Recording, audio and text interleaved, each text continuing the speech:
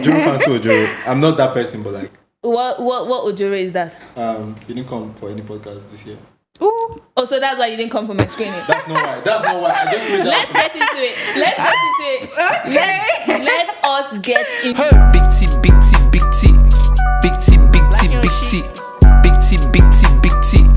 Big T, big T, big T. Welcome back everyone to the Big Talk podcast where we talk about Australia, Africans, youth and everything that happens everywhere in the world. Today we have amazing special guest hosts and friends with us. We got Chavala and we got Hauwa. Hi. Okay, Jasmine. Jasmine. Yeah. For the day. For the day.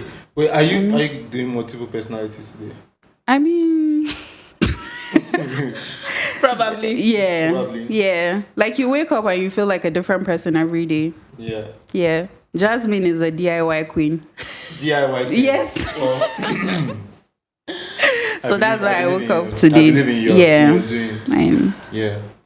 Chavala is on the podcast again one more time. One more game. After like a whole year. After a whole year. To be fair, it's like July. She's fine. Yeah. The last time we shot was in January.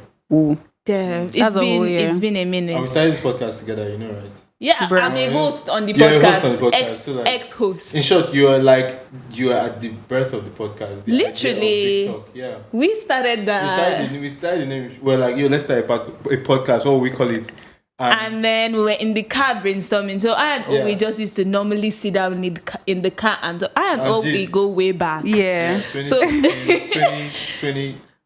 2013. Yeah, and then one time we were sitting down in the car, just gisting, drinking. What were we drinking? Probably like bullets or Alizé. something. Yeah. Probably Alizé or wine, yeah. Yeah, and then we're just gisting, and we're like, we have some really great conversations. Let's just start a podcast. Yeah. Let's bring the whole world into this. Exactly. I mean, It's why like we're not? so interesting. Oh Yeah, my god. like why not? Look at what we're talking about. We're articulate. Yes, exactly. Yeah. And then we started brainstorming names. Yeah. And and he was. I think I said something how I don't like small talks in the Yeah. car, and he was like, "How about we name it Big Big Talk talk. That's Yeah. so cool. instead of doing small talks?" Yeah. We just talk about That's this so shit, and then cool. it's talk, and we started, and And I sent you like the first logo draft. Yeah. Like, that's cool. But then I thought like this logo kind of does it. So yeah, I mean, history. Yeah, history. This is like It's full vibe. circle. You guys are deciding to like go into the details of, Yeah. know. Literally. Initially, How- like, when we met today, we Yeah. were like, since you haven't showed up for a couple pods, and Yeah, everything, we'll let's save take the it back. convo until, Yeah. like we're on the pod. And here we are talking about what we didn't plan. I know, right? But But that's so cool. That's insightful. I had no idea. Oh, man. Like, I mean, I knew like a little bit of it, but not this much. That's so cool. Yeah. So now everybody knows. You're like an audience and a guest. And Basically, At the same I'm a time. fan. I'm a Are fan. you? Do you listen to the pod? You didn't even know we had a YouTube. I mean, like, just now. She So- doesn't listen No, to the the. thing Be is- honest. No, let's be honest, right? Yeah. I'm on Instagram, so I follow you guys and I listen there.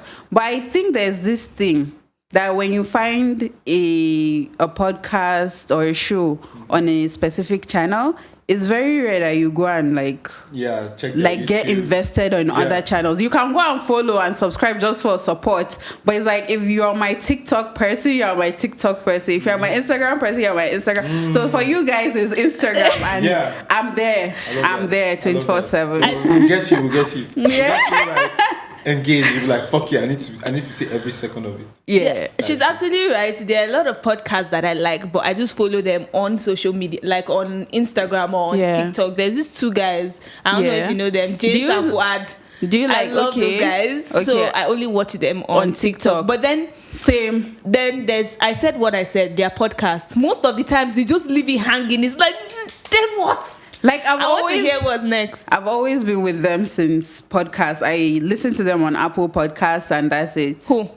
I said what I said. No. Like I subscribe to their YouTube just for support. Yeah. Like I said again, that back to that support thing. Yeah. So I subscribe to their YouTube. I follow them on socials, but really it's strictly on Apple Podcasts. Oh, really? Yeah. Yeah, just and really- then there's do you guys like just randomly shout out other podcasts? Like, yeah. No, we don't. But I'm about to shout out a podcast now. Okay, the Receipts podcast. If while we're shouting out, I swear, like, Since we are on the matter. I know they're on Spotify. I feel like it's more of a like girl conversations. Talk. Yeah. But it's so good and it's so juicy. All the tea. And to my sisters, shout out to them.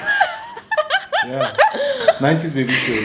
I got onto them like of recent, but they're UK based podcasts. They're like 3. Okay. I just wish we had that kind of structure because these guys kind of like, they are prepared. They have like a thing at the end where they ask the guests like questions that they prepare. I don't know how to explain it, but okay. Yeah, 90s baby shows. Impulsive, flagrant, drink champs. Oh, I don't know those ones. Like Bat and Gio. They have a podcast now. I don't know if you know Bat and Gio, but it's something like Get to Know Us. But like, yeah. Okay. We definitely have different tastes in everything. Yeah. Especially I and Owi. Yeah. Like our tastes, we're friends, but like our taste is. But I feel like let's get into it. Our taste is so different with a lot of things. I wonder how, like, I feel like that's how we coexist. I feel like it's fair.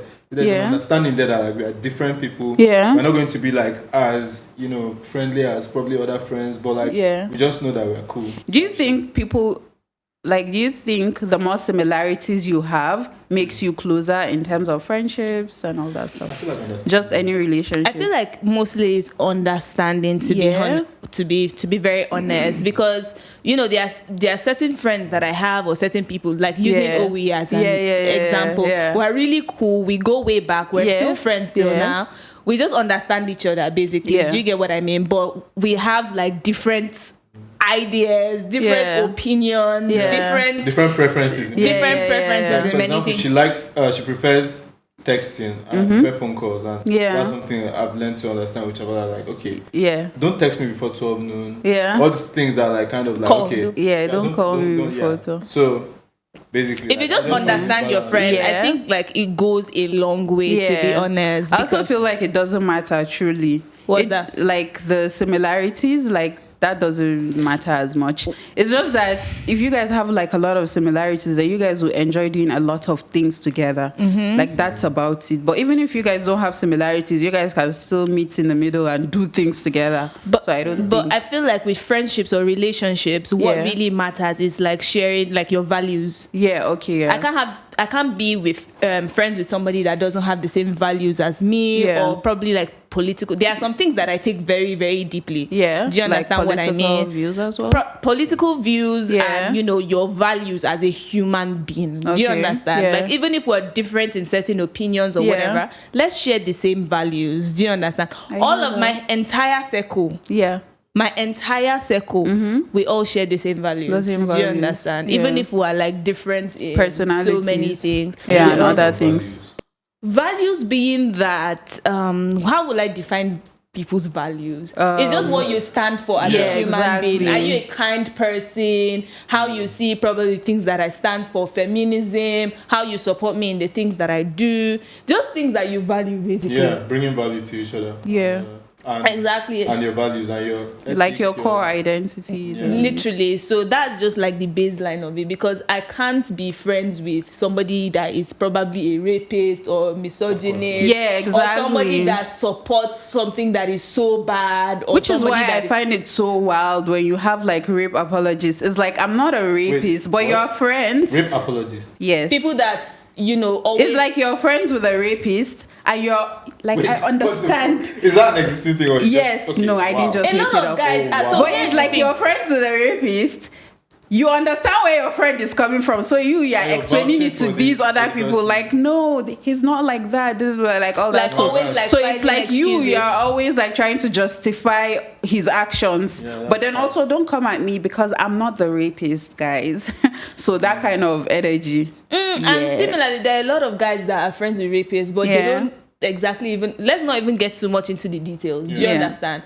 A lot of women, 99.9% of women have faced some sort of harassment or, abuse, sexual abuse in one way or the other. It's just that a lot of our men feel like a lot of things are not that big a deal. And there's men they don't even know what rape is entirely. It's like in culture in general. Right? Where like certain things that where people are not sensitive to in the past, like rape culture, there's a lot of like, because men are super horny and then they kind of feel entitled to say. There's men too under those statistics of being sexual harassed and all that stuff. Yeah, there are men. Especially, I learned that like in the back generation before millennials, let's say like in the 80s, like a lot of them when they were younger, they used to get raped by their aunties and stuff. Like Charlemagne the God. He's on Breakfast Club. He says that he was abused when he was younger, and I'm sure a lot of people in his generation. It didn't really happen in my time. I was kind of hoping I'll get abused. Like you. And why would you hope? Are you okay? I was a honey child. Are you okay? No. These are the kind of things that we talk about. A lot of the times when we come on the timeline on podcasts or on different platforms and we're complaining about how women are getting raped and how, certain things are happening, you see guys come to talk about men to get raped, but these are the kind of things that they say at the end of the day. Do you understand? Yeah, so it's like... Exactly, I'm like, are you trying to fight? We are not finding it funny. Exactly. If you're finding it funny, it's that's not, a you thing. Yeah. Do you understand? Or maybe because it's relief. Don't joke about. Don't comic. Don't comic relief it.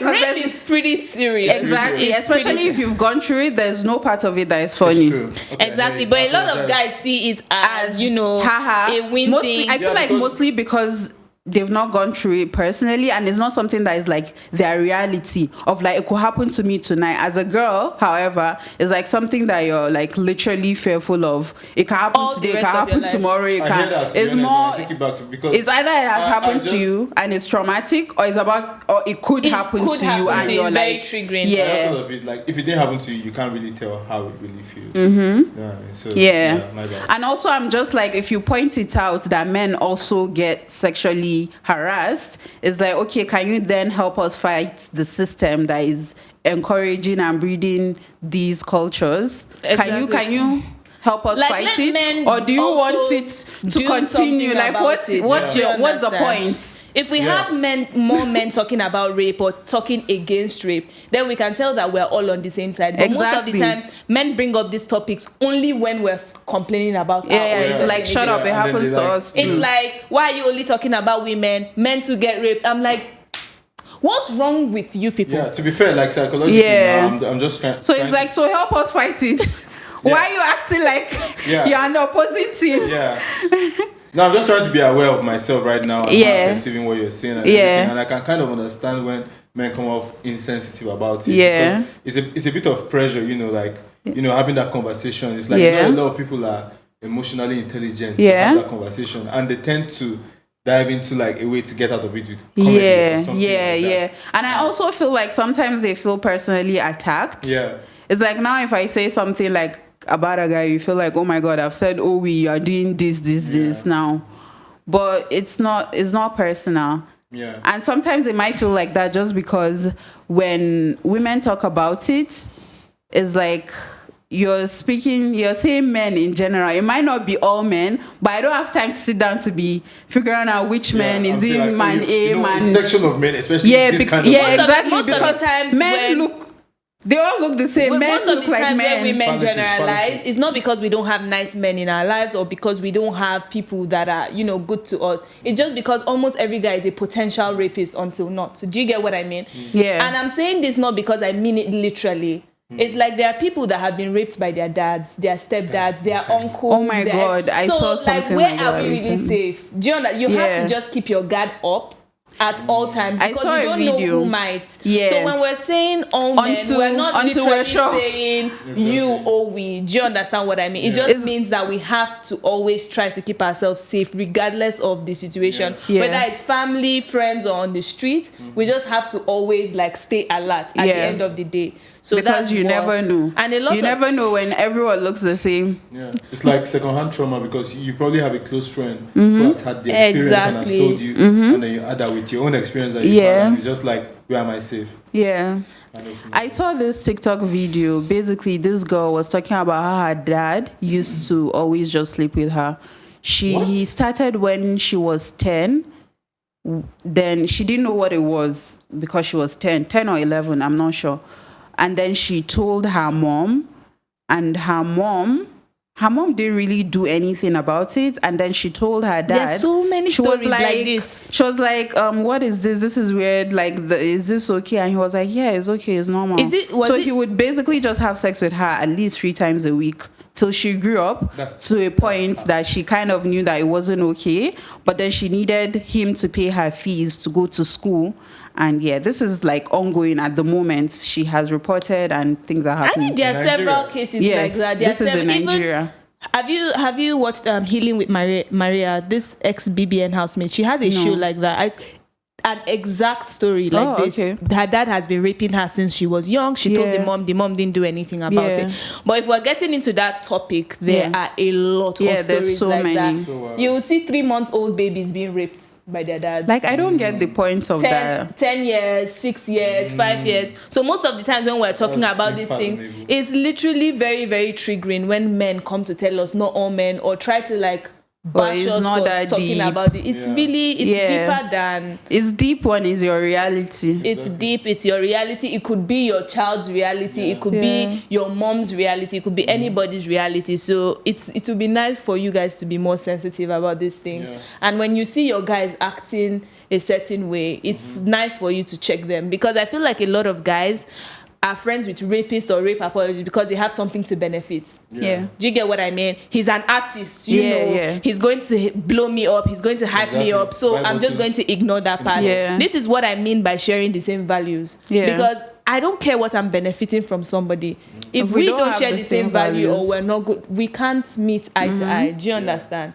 So it's crazy. I'll tell you, literally. So like anyone who is backing up a rapist is definitely a rapist. Unfortunately, there are women who do that too. It's just that more women fight against it than is it like shut the up. Stockholm syndrome thing where they're like, I don't know. in love with the person who is abusing them? I really don't know. I think it's a different or it's topic. Just a or it's either that or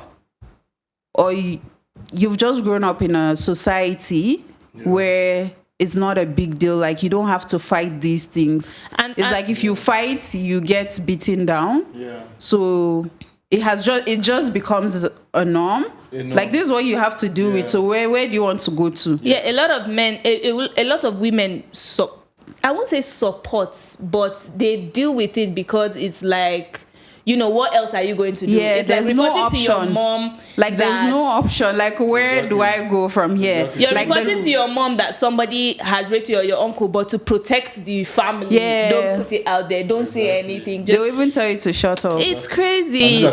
So people won't hear about it. And I'm always like, if this person did not want this information to get out, they shouldn't have done it in the first place. And I'll die on that hill. In conclusion, there's a lot to be done, and I just feel like you men should really be more sensitive to our realities and the things that we face, to be honest, because the amount of things that I see on the internet or the amount of things that I see people say, even in real life, in their lyrics, in everything, it's triggering. You guys need to really do better, to be honest, and we all need to do better as a society, men, women, especially everyone. In this country. It's crazy. It's just insane. Everyone. I mean, speaking of, you've made a very like impactful change in that area with the film you did, Rain.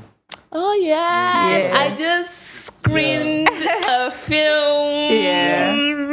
This is mad, and I'm super, like, it's super amazing. I'm super You didn't come for my screening. screening. I didn't come for the screening. Why? I mean, Ojoro cancel Ojoro. I'm not that person, but like, what Ojoro is that? You didn't come for any podcast this year. Ooh. Oh, so that's why you didn't come for my screening. That's not why. I just made Let's get into it. Okay. Let us get into I'm just saying. I'm saying right now it's Ojoro cancel Ojoro. Okay. But I did play a part. I played it. Yeah. He was actually he actually edited my documentary that we screened on the day. The whole time we stayed up late. He edited it for free. That's so cool. Oh, it has been, so helpful with that. Yeah. So I was actually teasing because he actually told me he wasn't going to make it earlier.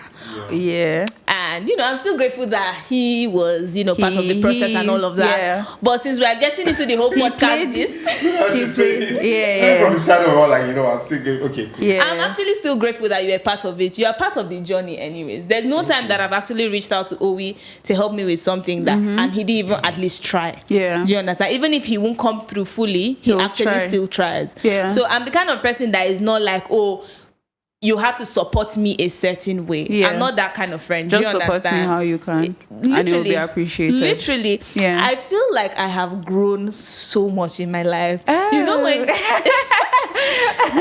you know when have you ever gotten to the point where you realize that like previous me would have handled this so differently? Yeah. Because I feel like this screening has opened my eyes to a lot of things. So a few of my friends couldn't make it for the screening. Do you understand? 3 years back, 5 years back, I would have just beefed everybody. It's like, why didn't you come? But I literally reached out to every single person that I thought would show up. Yeah, I texted them. I was like, hey, what happened? Why didn't you show up? I was hoping to see you there. Yeah. And every single person explained and we're cool. Yeah. I feel like former me, like 5 years ago, I would have been like, come on, what does that mean? So I feel like it's I love it for me. I feel like I'm so that's like so good. Like that's so healthy. I literally reached out to everybody and I didn't even hold anything in my heart. Because you would have assumed the worst. I literally would have assumed. There's one of my friends, particularly Rodney, if you're watching this, I spoke to him about it. My struggles, how I was stressed and everything. He spoke to me through. And like the least you could have done is fucking show up. I was waiting for you.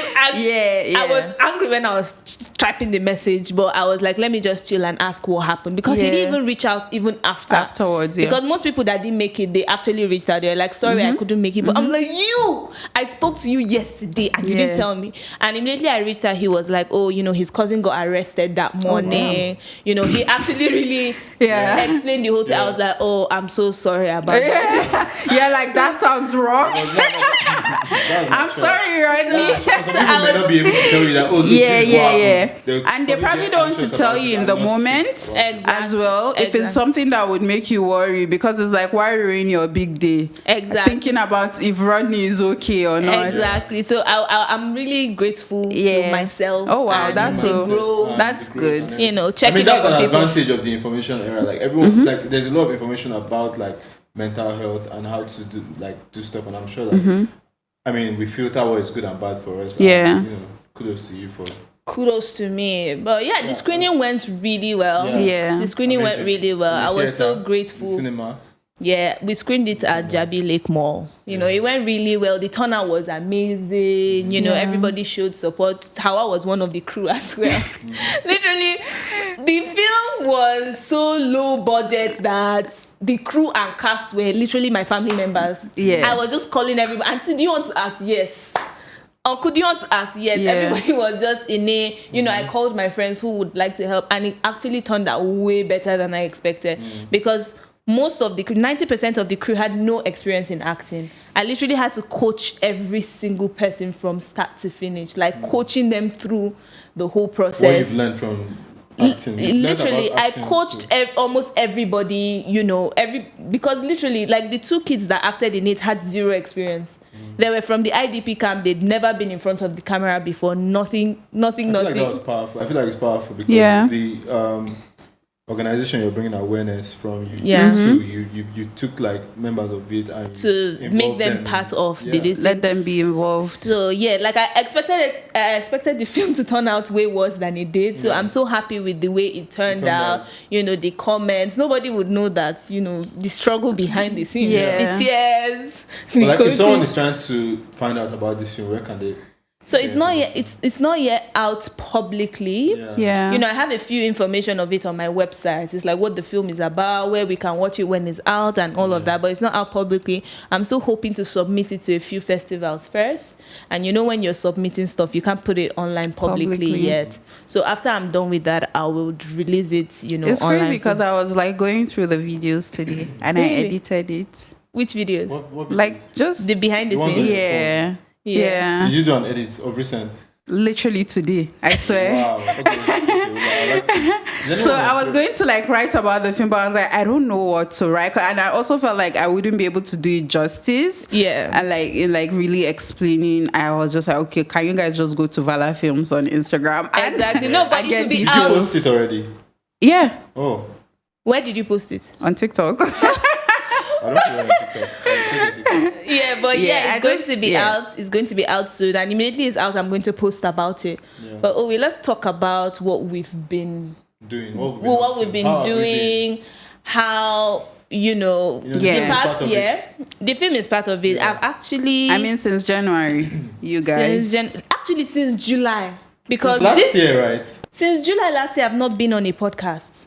Yeah, you on went this for Big podcast. Brother. Yeah. Which you're going for again. Which I'm going for again. I've actually really appreciate been busy. that you thought to do this episode before you go MIA. Again. This might actually be my last ever episode, to be honest. So, yeah. Not even as a guest. As a guest, as a host, this might be my, Let's give it a while. Yeah. That's why I said might. Yeah. I might be back. I might not be. So we'll see. So yeah, just in case. Like, that's a bit sad. Like I was thinking to a bit, right?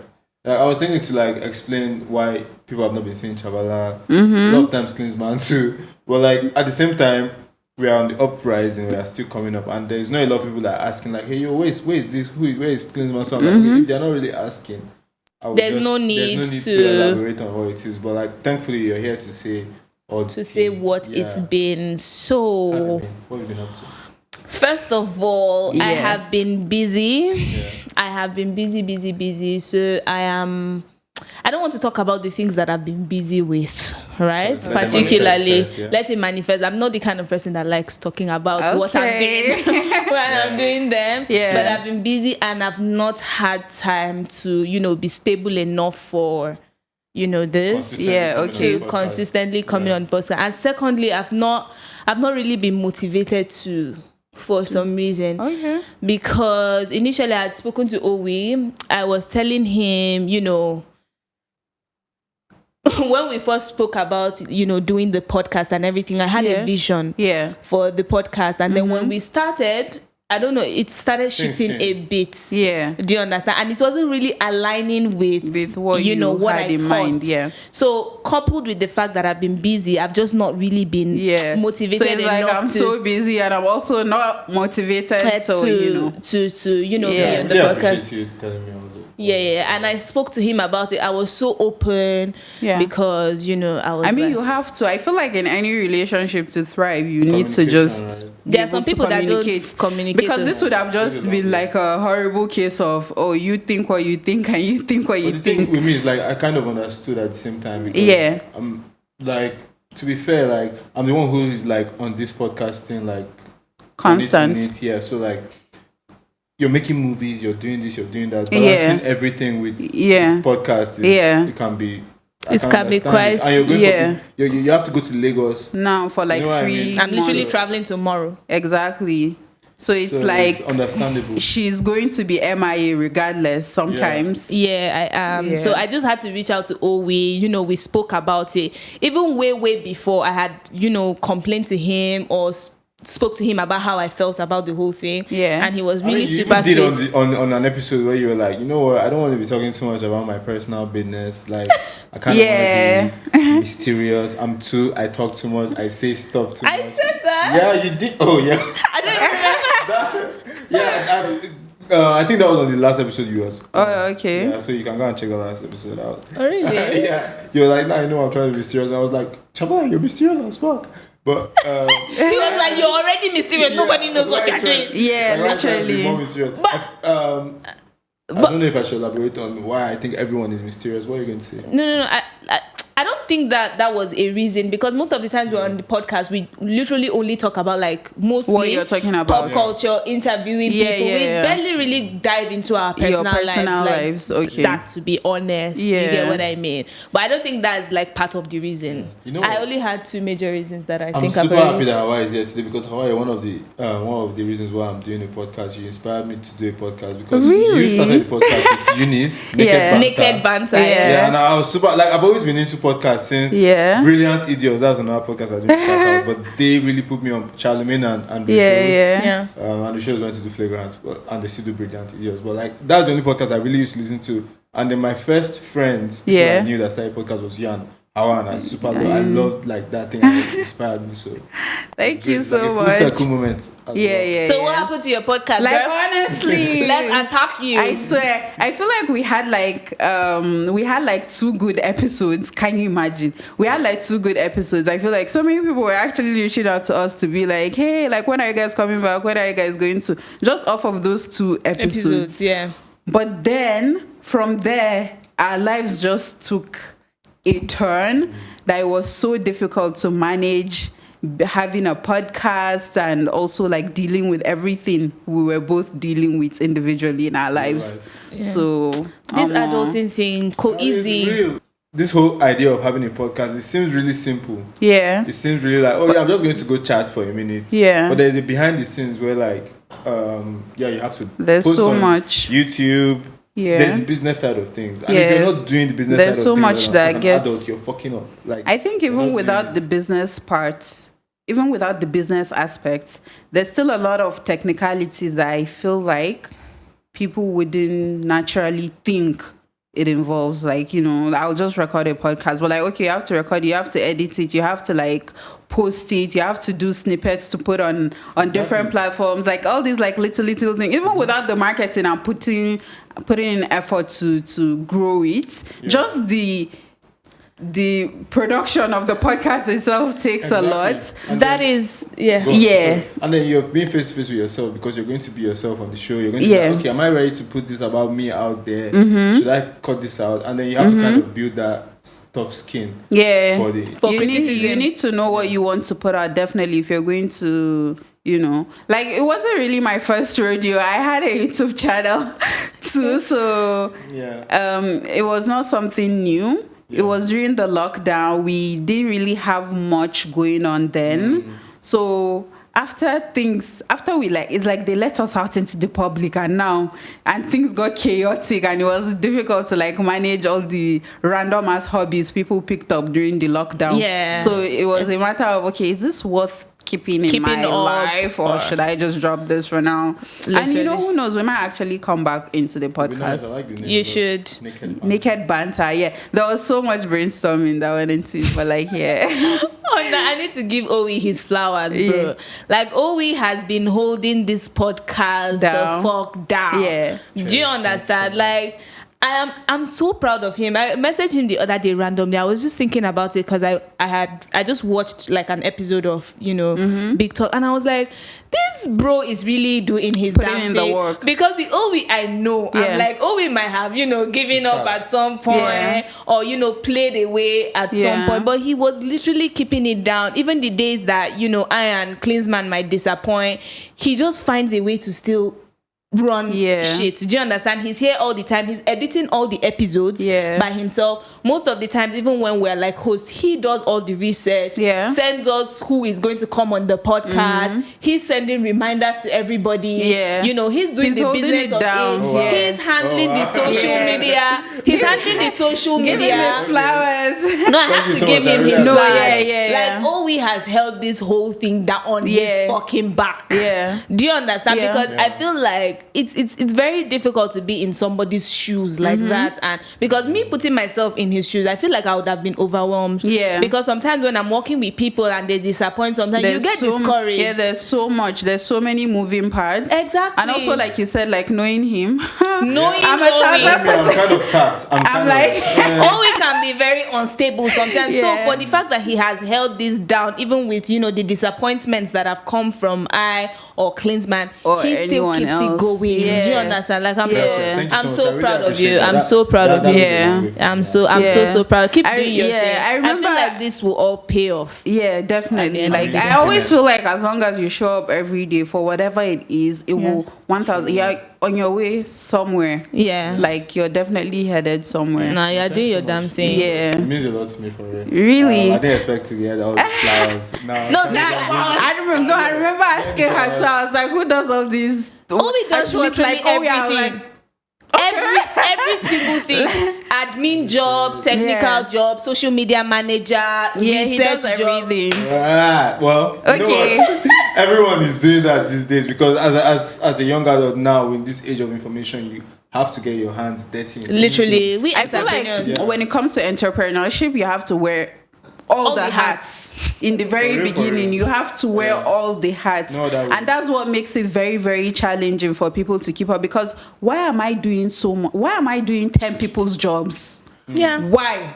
Exactly. And you have to do that for like a while before you're able to like delegate or something. And outsource a couple of things. And there's so much that goes into outsourcing.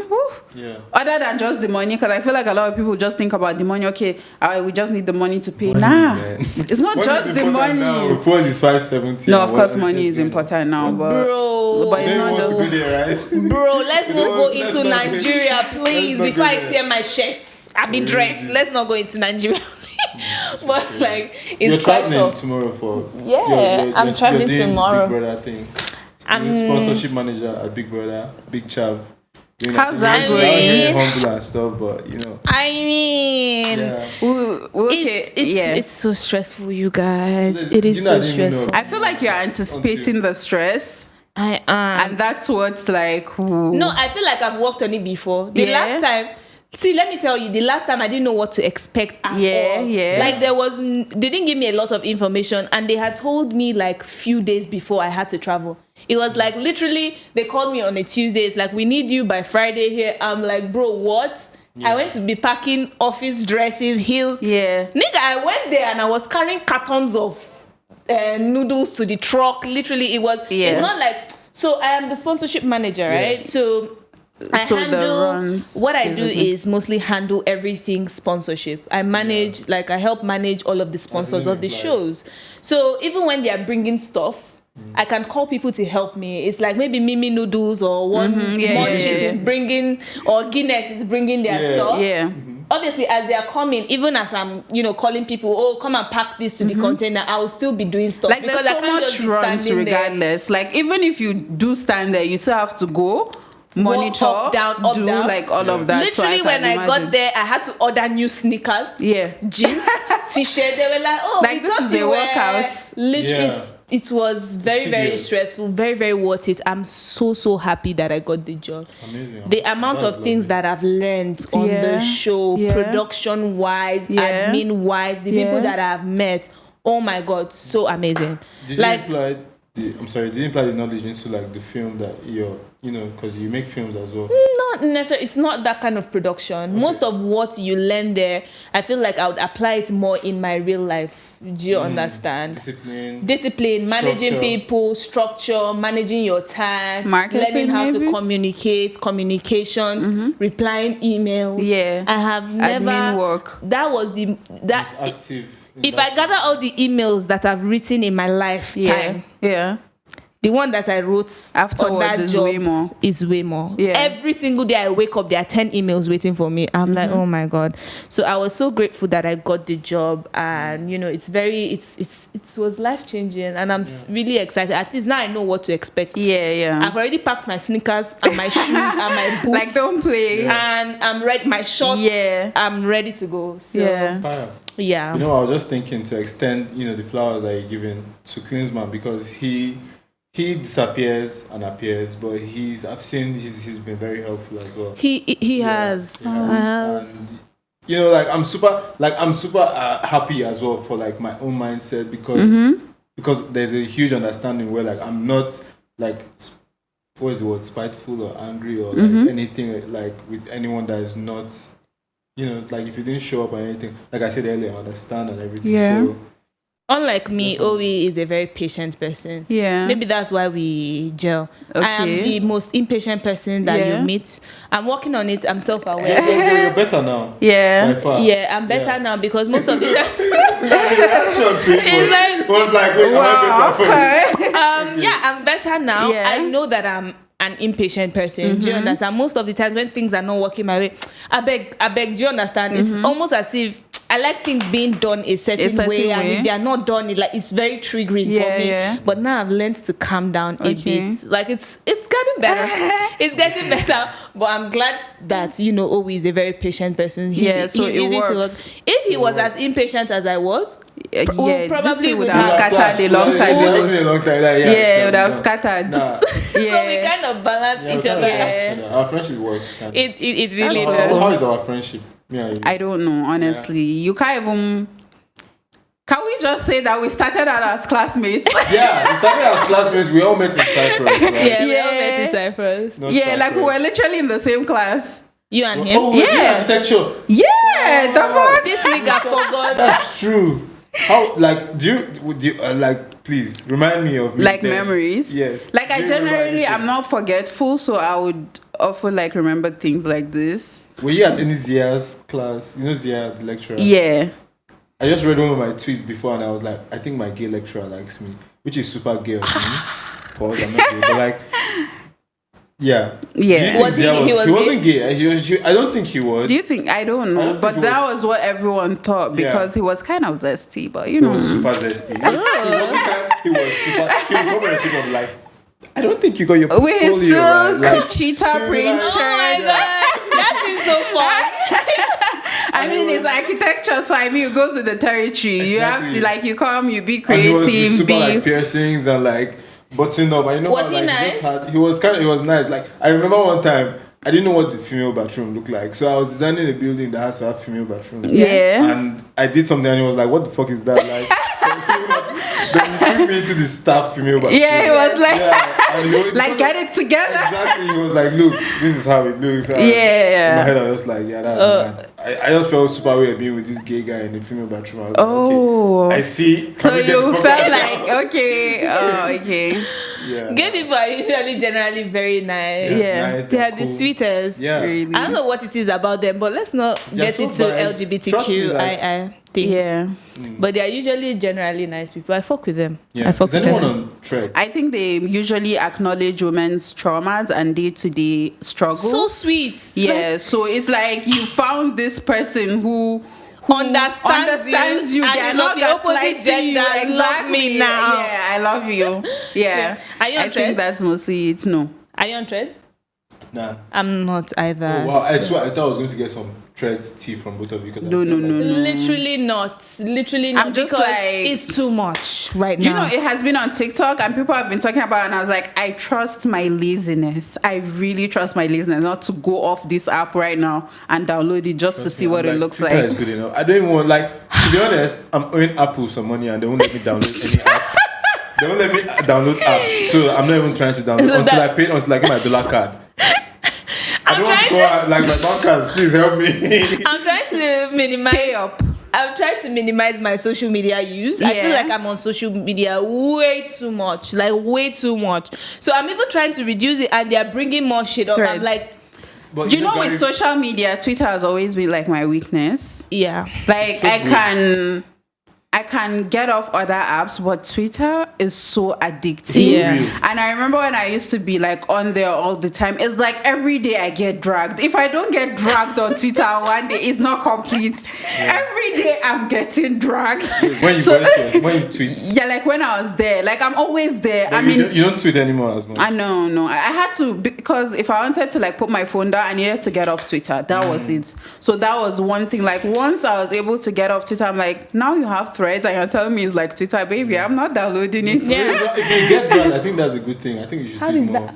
Why would I do that? Because I mean, so like, when they said Elon Musk was Mark Zuckerberg are fighting. Yeah, okay. When they said he has limited the tweets for daily, oh, you pay for it? No, he has cancelled it back. Okay, I just thought he was just limited. I was like, maybe it's not such a bad idea for someone like me who can't get off the fucking app. Yeah. So maybe after I hit my quota, I'll just be like, okay, I should. Now the next day he removed it because Threads came off. A lot of people were complaining. Yeah. And now I think that they've registered about 6 million users on Threads. Already. No, I think Threads. I think people will jump on because it's basically like kind of synced with your Instagram. It's like, why go off to build another platform when I have this platform that gives me the best of both worlds? Because now I have my Instagram audience, I have the people that I know, and I'm able to do the same things I could possibly do on Twitter. It's like a hard piece. So I mean, I'm just like, he might actually just tap all your customers. Exactly. Anyways, the shit thing I don't like about Twitter now is that you pay for verification. That shit. It's tapped. I saw something about that obviously and I was like, fuck verification. Like, I feel like social media is not as fun as it used to be before, honestly.